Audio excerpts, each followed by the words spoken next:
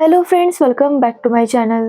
तो आज के इस वीडियो में मैं आपको एक्सप्लेन करने वाली हूँ 2024 में आई मूवी भक्षक।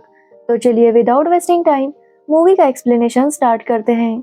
मूवी स्टार्ट होती है एक लड़की से जो दर्द से चिल्ला रही थी। उसके सामने एक बाबू नाम का आदमी था जो उसके ऊपर हंस रहा था। तभी वहाँ पर एक सोनू नाम का आदमी आता है और बाबू से पूछता है कि वो लड़की इतना क्यों चिल्ला रही है। तो बाबू बताता है कि वो उस लड़की के साथ इंटीमेट होने वाला था, लेकिन उस लड़की ने उसकी उंगली काट दी। इसी वजह से बाबू को गुस्सा आ गया और उसने उस लड़की के अंदर लाल मिर्च पाउडर डाल दिया, जिसकी वजह से वो लड़की इतना चिल्ला रही थी। अब ये सुनने के बाद सोनू उसे डांटने लगता है कि उसे ऐसा नहीं करना चाहिए था। जिसके बाद सोनू डॉक्टर को कॉल करता है तो डॉक्टर अपने काम में बिजी था। जिसके बाद सोनू किसी और को कॉल करता है और वो उसे कहता है कि उस लड़की को खत्म कर दे। जिसके बाद वो दोनों उस लड़की को मार देते हैं और शमशान में जाकर जला देते हैं। जिसके बाद हम वैशाली नाम की जर्नलिस्ट को देखते हैं जो रात को अपने घर में सो रही थी। तभी उसे गुप्ता नाम के एक खबरी का कॉल आता है और वो उसे मिलने के लिए बुलाता है। अब वैशाली गुप्ता से मिलने जाती है तो गुप्ता उसे एक ऑडिट रिपोर्ट देता है और उसे बताता है कि मुनव्वरपुर में एक शेल्टर होम है जहाँ की लड़कियों के साथ गलत काम हो रहा था। अब ये सुनने के बाद वैशाली काफी शॉक थी, क्योंकि उस रिपोर्ट में काफी बड़े बड़े पॉलिटिशियंस के भी नाम शामिल थे। इसलिए वैशाली कहती है कि वो कोई बड़ी जर्नलिस्ट नहीं है और अगर इस रिपोर्ट में कुछ भी गलत निकला तो उसे प्रॉब्लम हो जाएगी। लेकिन गुप्ता उसे समझाता है कि वो एक जर्नलिस्ट है और उसे सच्चाई सबके सामने लानी चाहिए। अब ये सुनकर वैशाली वो रिपोर्ट ले लेती है और गुप्ता से कहती है कि वो जल्दी उसका पेमेंट दे देगी। अब गुप्ता उससे 51,000 रुपीज मांग रहा था, लेकिन वैशाली के पास इतने पैसे नहीं थे। इसलिए वो उसे कहती है कि कल वो ऑफिस पर आ जाए, उसके बाद वो उसका थोड़ा पेमेंट कर देगी। और गुप्ता भी उसकी बात मान लेता है। जिसके बाद वैशाली जब वो रिपोर्ट पढ़ती है तो उसे काफी बुरा लगता है, क्योंकि उस रिपोर्ट में सब कुछ लिखा था कि लड़कियों के साथ वहाँ पर क्या क्या हो रहा है। और वो सब पढ़कर वैशाली को उन लड़कियों के लिए काफी बुरा लगता है। अब वैशाली की फैमिली की बात करें तो वैशाली के पति का नाम अरविंद है और वो एक पोस्ट ऑफिस में जॉब करते हैं। उनकी शादी को 4 साल हो गए थे, लेकिन अभी तक उनका बच्चा नहीं हुआ था। और इसी वजह से अरविंद की बहन हमेशा वैशाली को ताने दिया करती थी, क्योंकि वो चाहती थी कि वैशाली अब अपनी फैमिली स्टार्ट करे। लेकिन वैशाली लाइफ में कुछ करना चाहती थी, इसलिए वो बच्चे के लिए अभी तैयार नहीं थी। जिसके बाद वैशाली अपने ऑफिस जाती है तो हमें पता चलता है कि वैशाली भास्कर नाम के आदमी के साथ मिलकर कोशिश नाम का एक न्यूज चैनल चलाती थी, लेकिन उनका चैनल कुछ ज्यादा फेमस नहीं था। अब वैशाली ऑफिस जाकर भास्कर के साथ उसी रिपोर्ट के बारे में डिस्कस करने लगती है। तो भास्कर कहता है कि वो रिपोर्ट गवर्नमेंट के पास 2 महीने पहले गई थी, लेकिन फिर भी स्टेट गवर्नमेंट ने उस शेल्टर होम के ऊपर कोई भी एक्शन नहीं लिया था। और इसका मतलब ये था कि इसमें काफी सारे पॉलिटिशियंस मिले हुए हैं। इसलिए भास्कर कहता है कि उन्हें जो भी करना है वो काफी संभल कर करना होगा। अब वैशाली डिसाइड करती है कि वो इसके बारे में सच पता लगा कर रहेगी। इसलिए वो भास्कर से कहती है कि कल वो दोनों शेल्टर होम पर जाएंगे। अब अगले दिन वैशाली भास्कर को लेकर उस शेल्टर होम के पास जाती है। वो वहाँ का वीडियो बना ही रही थी, लेकिन तभी वहाँ पर सोनू आता है और उसे कहता है कि ये एक प्राइवेट प्रॉपर्टी है और वो यहाँ पर वीडियो नहीं बना सकती। इसलिए वो उन दोनों को वहाँ से जाने के लिए कहता है। अब सोनू जिस तरह से वैशाली को देख रहा था, वैशाली समझ जाती है कि वो किस टाइप का आदमी है, इसलिए वो वहाँ से वापस आती है। तो वही हम अरविंद को देखते हैं, जिसे बंसी साहू का कॉल आता है और वो उसे धमकाता है कि वो वैशाली को कहे कि वो उसके शेल्टर होम के पास ना भटके। अगर फिर कभी वैशाली ने वहां पर आने की कोशिश की तो उसके साथ अच्छा नहीं होगा। इसलिए जब वैशाली घर आती है तो अरविंद उसे बहुत डांटता है और कहता है कि उन्हें सेफ रहना है, इसलिए वैशाली को अपना ये काम बंद करना होगा। लेकिन वैशाली अरविंद को समझाने लगती है कि उन लड़कियों के साथ कितना गलत हो रहा है। तो अरविंद का कहना था कि हमारे घर की किसी लड़की के साथ तो ये सब नहीं हो रहा, तो हम इसकी फिक्र क्यों करें।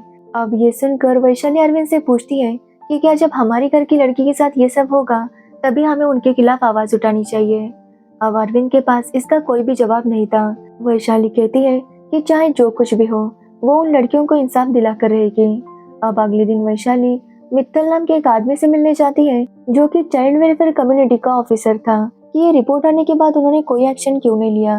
तो मित्तल का कहना था कि ऊपर से उन्हें कोई ऑर्डर नहीं आया, इसलिए वो एक्शन नहीं ले सकते।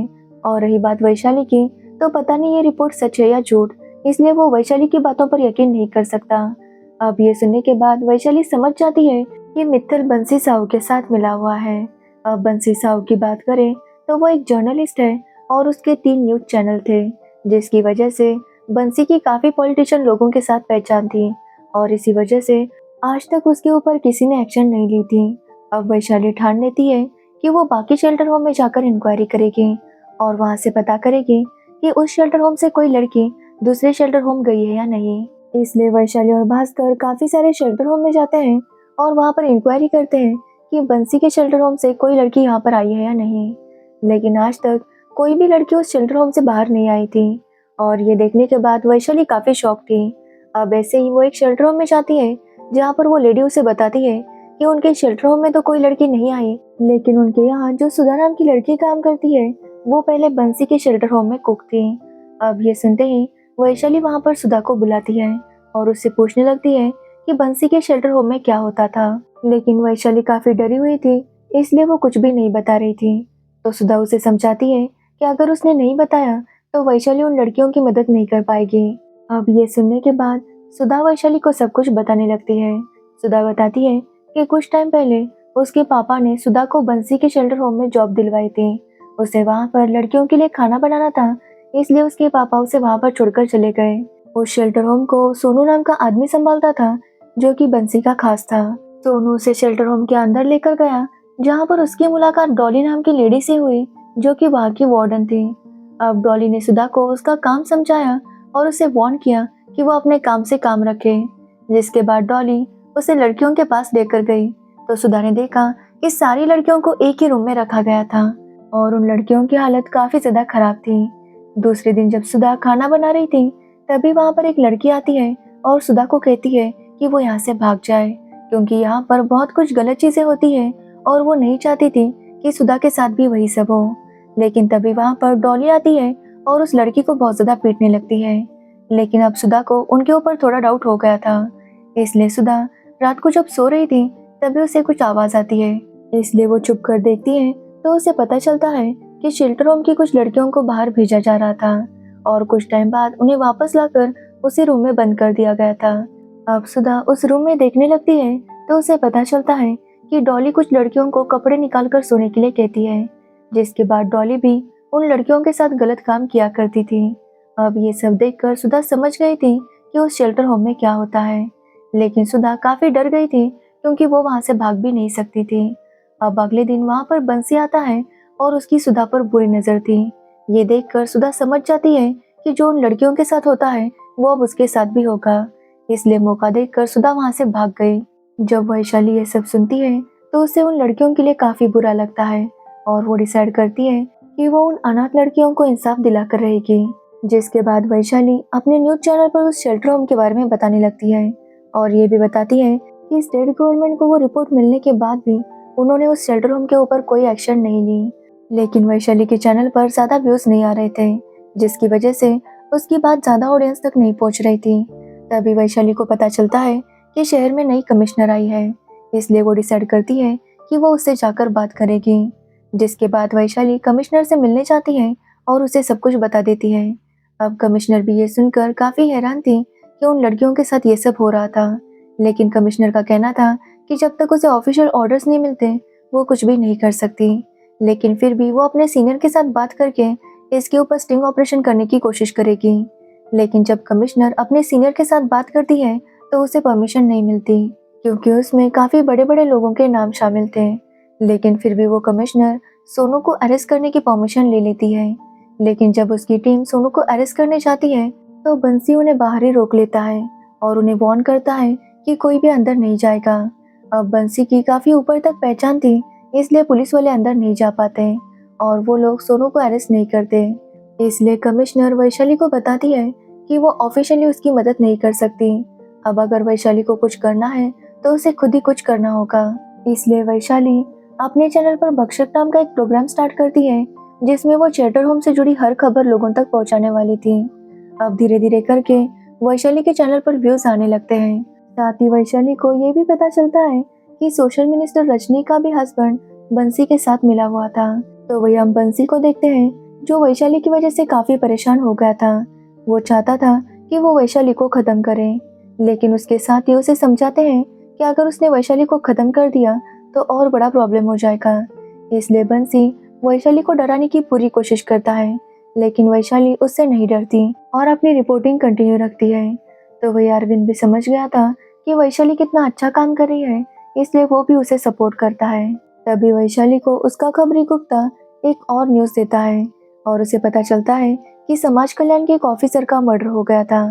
अब ये सुनते ही वैशाली डिसाइड करती है कि वो उस केस को भी इस केस के साथ रिलेट करेगी, ताकि लोगों का इस केस पर ध्यान बढ़ जाए।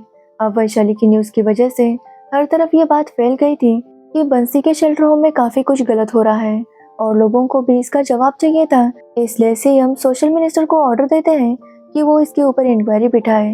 अब ये सुनने के बाद वैशाली काफ़ी खुश हो जाती है, क्योंकि उसे लगता है कि अब लड़कियां वहाँ से आज़ाद हो जाएगी।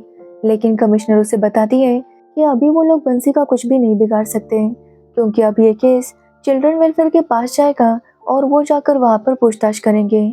लड़कियों की वहाँ पर टेस्ट होगी और अगर उन रिपोर्ट्स में कोई प्रॉब्लम आई तो वो लोग कुछ एक्शन ले सकते हैं। लेकिन वैशाली जानती थी कि चिल्ड्रन वेलफेयर का जो ऑफिसर था मित्तल, वो तो बंसी के साथ मिला हुआ था, इसलिए वो किसी न किसी तरह से बंसी को बचा ही लेगा।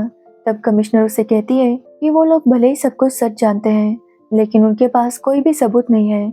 अगर वैशाली कोई सबूत लेकर आएगी तो कमिश्नर जाकर बंसी को अरेस्ट कर सकती है। जिसके बाद वैशाली सुधा से मिलने जाती है और उसे रिक्वेस्ट करती है कि वो शेल्टर होम की सच्चाई सबके सामने बताए, लेकिन सुधा इसके लिए मना कर रही थी, क्योंकि उसे डर था कि अगर उसने कुछ भी कहा तो पता नहीं बंसी के लोग उसके साथ क्या करेंगे। लेकिन वैशाली उसे समझाती है कि जिन लड़कियों के साथ ये सब कुछ हो रहा है वो अनाथ लड़कियां हैं, वो है या नहीं इसके बारे में किसी को भी नहीं पता, इसलिए सुधा को कम से कम उनके लिए स्टैंड लेना होगा, क्योंकि उन मासूम लड़कियों के पास ऐसा कोई भी नहीं है जो उनकी बात को समझ सके। अब ये सुनने के बाद सुधा भी फैसला कर लेती है कि वो सच्चाई सबके सामने लाएगी। जिसके बाद वैशाली सुधा का वीडियो बनाती है और अपने चैनल पर दिखाती है। सुधा ने वीडियो में सब कुछ बता दिया था कि उस शेल्टर होम में क्या क्या होता है। अब सुधा का वीडियो वायरल होते ही पुलिस वालों को एक्शन लेना पड़ता है और कमिश्नर बंसी को पकड़ने चली जाती है। वो वहाँ जाकर बंसी, सोनू, बाबू और बेबी को अरेस्ट कर लेती है और सारी लड़कियों को भी वहाँ से आज़ाद करती है। जब वो लड़कियाँ बाहर आ रही थी तो वैशाली को काफ़ी अच्छा लगता है, क्योंकि फाइनली उसने उन लड़कियों को इंसाफ दिला दिया था। तो वही अब शेल्टर होम की सच्चाई सबके सामने आ गई थी और सब लोग सरकार से जवाब चाहते थे कि इतने दिनों तक उन्होंने एक्शन क्यों नहीं लिया था। तो वही वैशाली भी काफ़ी खुश थी, क्योंकि उसने अपना काम पूरा किया था। वो अगले दिन न्यूज़ में सबको बताती है कि हम सबको गलत के खिलाफ आवाज़ उठानी चाहिए। ये नहीं सोचना चाहिए कि ये गलत काम हमारे साथ नहीं हो रहा तो हम उसके खिलाफ आवाज़ क्यों उठाएं, बल्कि हमें सामने वाले का दर्द समझकर उसकी मदद करनी चाहिए। तभी हम खुद को इंसान कह सकते हैं। और इसी के साथ ये मूवी एंड हो जाती है। तो ये थी भक्षक मूवी की स्टोरी। अगर आपको इस मूवी की स्टोरी और मेरा एक्सप्लेनेशन अच्छा लगा हो तो वीडियो को लाइक, कमेंट, शेयर जरूर करना और मेरे चैनल को सब्सक्राइब करना बिल्कुल मत भूलना। Thanks for watching the video.